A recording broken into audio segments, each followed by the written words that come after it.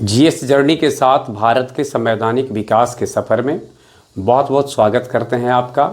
आपके साथ हमारा सफ़र 1773 के रेगुलेटिंग एक्ट से शुरू हुआ और 1919 के मॉन्टेग्यू चेम्सफोर्ड सुधार तक पहुंच चुका था। अब हम वहां पहुंच चुके हैं जिसे हम अपना आखिरी पड़ाव इस संवैधानिक विकास का कह सकते हैं। 1919 ईस्वी के बाद भारत में संवैधानिक स्थिति को देखते हुए संवैधानिक सुधार हेतु लंदन में 3 गोल मेज सम्मेलन हुए। और लंदन के जो ये 3 गोल मेज सम्मेलन हुए 1930, 31 और 32, इसमें जो 1932 ईस्वी का सम्मेलन हुआ, 1932 ईस्वी का जो सम्मेलन था वह दूसरा गोलमेज सम्मेलन था। इस गोलमेज सम्मेलन को इसलिए ज़्यादा प्रधानता 1931 ईस्वी में माफ़ करेंगे 1931 ईस्वी का जो गोलमेज सम्मेलन था और दूसरा गोलमेज सम्मेलन था 1931 ईस्वी का। और यह गोलमेज सम्मेलन इस कारण से जाना जाता है, यानी चर्चा में रहा, क्योंकि इसमें महात्मा गांधी भाग लिए थे। वैसे भारत के जिन नेताओं ने तीनों गोलमेज सम्मेलन में हिस्सा लिया उनमें मुख्य रूप से भीमराव अम्बेडकर थे। तो 1931 ईस्वी के गोलमेज सम्मेलन में गांधी जी लौट करके भारत आए थे। उनको उस गोलमेज सम्मेलन में कुछ बहुत संतुष्टि नहीं मिली। हालांकि ब्रिटिश सरकार ने हर संभव यह प्रयास किया कि जो संवैधानिक अड़चन है उसको दूर किया जाए। तीनों गोलमेज सम्मेलन के बाद ब्रिटिश संसद ने एक श्वेत पत्र जारी किया और इस श्वेत पत्र को यानी ब्रिटिश सरकार ने एक श्वेत पत्र जारी किया। इस श्वेत पत्र को एक ज्वाइंट सेलेक्ट कमेटी के सामने रखा गया, यानी तीनों गोलमेज सम्मेलन के बाद जो श्वेत पत्र जारी किया गया उसे एक संयुक्त प्रवर समिति के सम्मुख रखा गया। प्रवर समिति ने इनमें इस पर विशेष प्रकार से मंथन चिंतन किया और चिंतन मंथन करने के बाद ब्रिटिश संसद को वापस भेजा। ब्रिटिश संसद ने प्रवर समिति की रिपोर्ट के आधार पर अधिनियम पारित किया, जिस पर वहाँ के क्राउन की अनुमति जब हो गई, यानी क्राउन की का मुहर लग गया, तो वह भारत सरकार अधिनियम या भारत शासन अधिनियम 1935 बनकर भारत आया। इस प्रकार से एक लंबी प्रक्रिया जो चली थी 1861 ईस्वी, या दूसरे शब्दों में कह ले 1773 से 1858 ईस्वी तक एक दूसरे दौरान एक चरण था उसका, और दूसरा चरण था 1861 से 1935 ईस्वी। यह लगभग पूरा हुआ। यह बहुत लंबा चौड़ा अधिनियम था। यह कहा जा सकता है कि ब्रिटिश पार्लियामेंट के इतिहास में यह सबसे बड़ा था, सबसे लंबा, सबसे बड़ा, जटिल था यह। इसमें कुल भाग थे 14 भाग थे। कितने? 14। इसके अलावा इसमें धारा 451 और अनुसूचियाँ थी 10। इस प्रकार से अगर हमसे ये पूछा जाए कि 1935 का जो भारत शासन अधिनियम था इसमें कुल कितनी धारा थे, तो 451। फिर से एक बार देख लीजिए, 451 धारा थे और भाग कितने थे? 14। इसके बाद इसमें अनुसूचियाँ कितनी थी? 10। यह एक लंबा चौड़ा अधिनियम था और हमारा जो वर्तमान संविधान है इसमें ज़्यादातर प्रावधान इसी से लिए गए हैं। देखिए, इस अधिनियम के 3 मुख्य भाग थे: अखिल भारतीय संघ, संघीय व्यवस्था और प्रांतीय स्वायत्तता। तो इसमें से हम थोड़ा सा पहले नज़र डालते हैं किसके ऊपर? अखिल भारतीय संघ पर। यानी इस अधिनियम में यह व्यवस्था की गई कि ब्रिटिश संघ का, भारतीय ब्रिटिश संघ का निर्माण किया जाए, अखिल भारतीय संघ। इस अखिल भारतीय संघ में ब्रिटिश प्रांत, ब्रिटिश कमिश्नरी और देसी रियासत, देसी जो उस समय रियासत थे उनको इसमें सम्मिलित करना था। तो इस प्रकार से ब्रिटिश भारतीय प्रांतों, मुख्य आयुक्त यानी कमिश्नरी और देसी राज्यों को मिलाकर बनाया जाना था। किसको? अखिल भारतीय संघ को। परंतु आधे से ज़्यादा देसी रियासतों की इसकी स्वीकृति मिलती तब ये संघ होता, लेकिन ऐसा हो नहीं पाया और देसी नरेशों की स्वीकृति नहीं मिलने के कारण अखिल भारतीय संघ की जो यह सोच थी वह सफल नहीं हो पाई। अब अगला हमारा है संघीय व्यवस्था, फेडरल सिस्टम। इस अधिनियम के द्वारा केंद्रीय विधानमंडल के 3 अंग बनाए गए, एक वायसराय यानी गवर्नर जनरल, दूसरा राज्य परिषद, तीसरा संघीय सभा। इस अधिनियम में भारत का जो संघीय विधानमंडल था उसको द्विसदनी कर दिया गया। इसका जो संघीय विधानमंडल था उसको द्विसदनी कर दिया गया। एक राज्य परिषद विधानमंडल का और संघीय सभा। संघीय व्यवस्था को सुचारू संचालन के लिए 2 भागों में वर्गीकृत किया गया, कार्यपालिका और व्यवस्थापिका। अब बारी बारी से थोड़ा सा हम इस पर नज़र डालते हैं। जहाँ तक सवाल है कार्यपालिका की, तो कार्यपालिका में केंद्र में समस्त संविधान का केंद्र बिंदु बना दिया गया, यानी वायसराय के पास, यानी कार्यपालिका का सर्वे सर्वा गवर्नर जनरल था, वायसराय था। प्रशासन के सभी विषय को 2 भागों में बांट दिए गए थे, पूर्व में भी देखा था हमने। एक संरक्षित विषय थे और दूसरा हस्तांतरित विषय था। संरक्षित विदेश विषय की बात अगर की जाएगी तो इसमें विदेशी मामले, रक्षा, जनजातीय क्षेत्र तथा धार्मिक मामले आते थे। अब संरक्षित विषय जो थे उसका प्रशासन गवर्नर जनरल को कार्यकारी परिषद की सलाह पर करना होता था। वहीं कार्यकारी परिषद केंद्रीय व्यवस्था के प्रति उत्तरदायी नहीं होती थी। हस्तांतरित विषय की अगर बात किया जाए तो हस्तांतरित विषय में वे सभी विषय शामिल थे जो सुरक्षित विषयों में यानी शामिल नहीं किए गए थे, अर्थात जो सुरक्षित विषय में शामिल नहीं थे वो सब बाकी के बाकी जो विषय हो गए वो हस्तांतरित विषय में शामिल थे।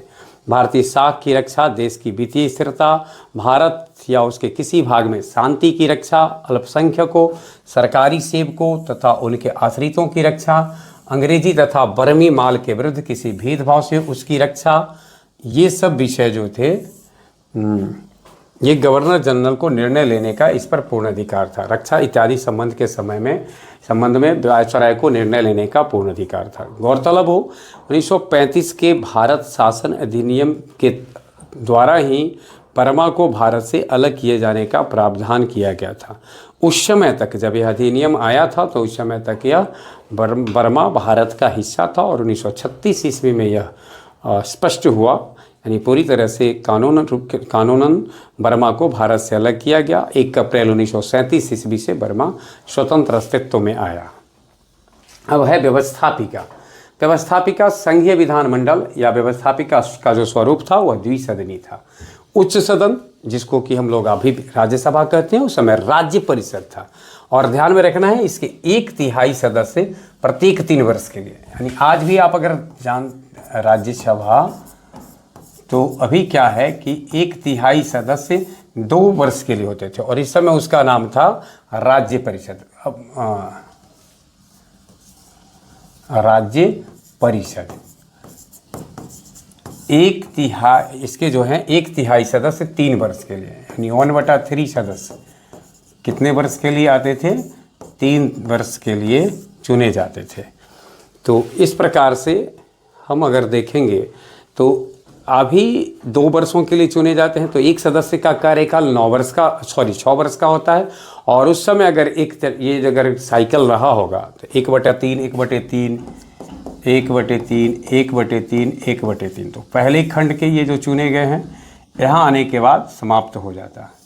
तो 3 साल, 3 6 साल और अगला क्या हो जाता 9 साल, यानी एक सदस्य जो चुने जाते थे वो 9 वर्ष के लिए चुने जाते थे। इसके बाद देखिए इसकी अधिकतम संख्या 260 होनी थी, यानी मैक्सिमम सदस्य इसके कितने होने थे? 260 मैक्सिमम 260। और ये जो 260 होने थे इनमें से 156 प्रांत से आने थे। 156 कहाँ से? प्रांत से। और बाकी जो बच गए 104 जो थे वो रियासतों से आने थे। तो इस प्रकार से ये 260 सदस्य ही था कौन? राज्य परिषद। इस संघीय सभा का कार्यकाल 5 वर्ष होना था और इसके सदस्यों में से 250 प्रांतों से और अधिकतम 125 सदस्य रियासतों से। अब आइए संघीय सभा यानी फेडरल असेंबली।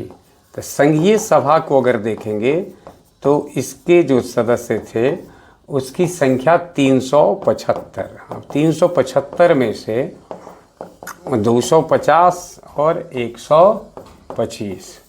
तो 250 सदस्य जो थे वो प्रांत से आने थे, 250 कहाँ से? प्रांत से, और 125 रियासत से, देसी रियासतों से आने थे। रियासतों के सदस्य संबद्ध राजाओं द्वारा मनोनीत किए जाने थे।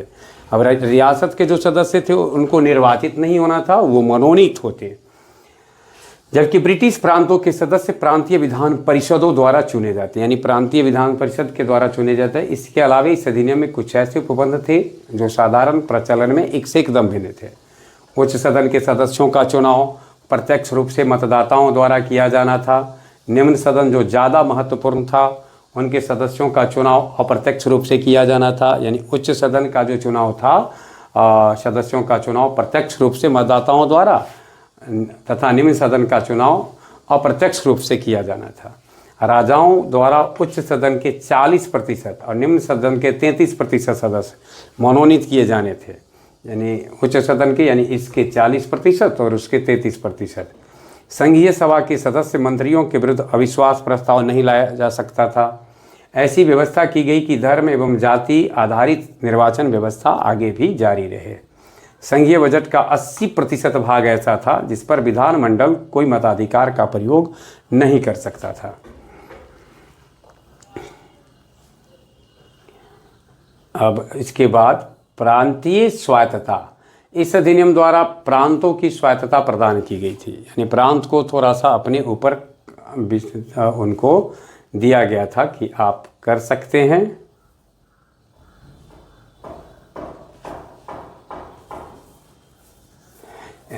चलिए, इसके बाद था प्रांतीय कार्यपालिका। गवर्नर अपने प्रांत में क्राउन को मनोनीत, गवर्नर जो होता था वो क्राउन का मनोनीत प्रतिनिधि होता था, और समस्त कार्यों का संचालन और नियंत्रण क्राउन के द्वारा ही होता था। गवर्नर को यदि यह अनुभव करे कि प्रांत का प्रशासन संवैधानिक उपबंधों के अनुरूप नहीं चलाया जा रहा है, तो वह प्रशासन का कार्यभार अपने हाथों में ले सकता था। हमारा है प्रांतीय व्यवस्थापिका। सांप्रदायिक एवं अन्य वर्गों के पृथक प्रतिनिधित्व किया गया था इसमें, और इसके अलावा अधिनियम के मतदाता मंडलों का निर्धारण सांप्रदायिक निर्णय तथा पूना समझौता के अनुसार किया गया था। गौरतलब हो कि पूना समझौता अंबेडकर और गांधी जी के बीच में हुआ, जब तीसरे गोलमेज सम्मेलन के बाद हुआ था 1932 ईस्वी में, जिससे हम लोग अम्बेडकर गांधी पैक्ट या फिर पूना पैक्ट के नाम से जानते हैं। और जैसा कि हम जानते हैं कि ब्रिटिश प्रधानमंत्री मैकडोनाल्ड के सांप्रदायिक पंचाट के बाद यह निर्णय लिया गया था। तो इसके बाद हमारा है इसके जो अन्य उपबंध थे उसमें थे भारत सरकार अधिनियम 1935 के अंतर्गत किसी भी प्रांत का कार्यपालिका गवर्नर में निहित होती थी। इसका प्रयोग ब्रिटिश सरकार की ओर से किया जाना था। गवर्नर को 3 प्रकार की शक्तियां प्राप्त थी: विवेकाधीन शक्तियां, विशिष्ट उत्तरदायी संबंधी शक्तियां और मंत्रिमंडल की सलाह से प्रयुक्त शक्तियां। तो इस तरीके से इन तीनों शक्तियों को जो राज्यपाल थे, गवर्नर थे जो राज्य में होते थे, यानी जिसे आज हम राज्यपाल कहते हैं, उनको ये शक्तियाँ प्राप्त थी। प्रांतीय सूची में समाविष्ट जितने भी विषय थे उस पर कानून बनाने की शक्ति प्रांतीय विधानमंडलों के पास होती थी, और समवर्ती विषयों पर भी, यानी पहले तो प्रांतीय विषय जितने थे उस पर कानून बनाने की शक्ति प्रांतीय असेंबली के पास होनी थी, और इसके बाद जो समवर्ती विषय है जिस पे केंद्र और राज्य दोनों का था, उस पर भी कानून बना सकती थी।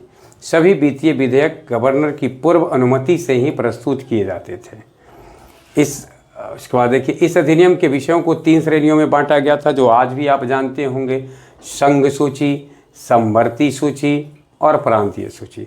अब थोड़ा सा बस इतना ही हो गया है कि अब संघ सूची, समवर्ती सूची और राज्य सूची कहलाते हैं। उन दिनों संघ सूची, समवर्ती सूची और प्रांतीय सूची। इनमें से संघ सूची में 59 विषय थे, ध्यान में रखना है। संघ सूची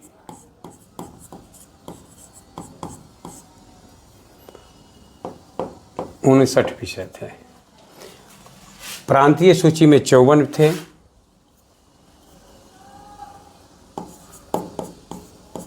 प्रांतीय सूची में कुल 54 विषय थे।